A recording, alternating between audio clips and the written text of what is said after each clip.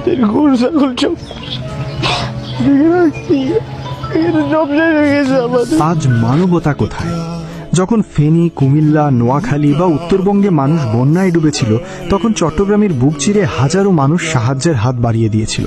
তারা নিজেদের কথা ভুলে দুর্গতদের সেবায় ঝাঁপিয়ে পড়েছিল।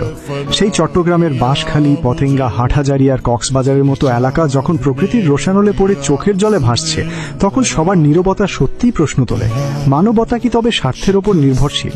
আমি জানি না পর্যন্ত মশক নিধন ইয়ে করতে পারলো না, তার পানির জলাবদ্ধতা দূর করতে পারলো না।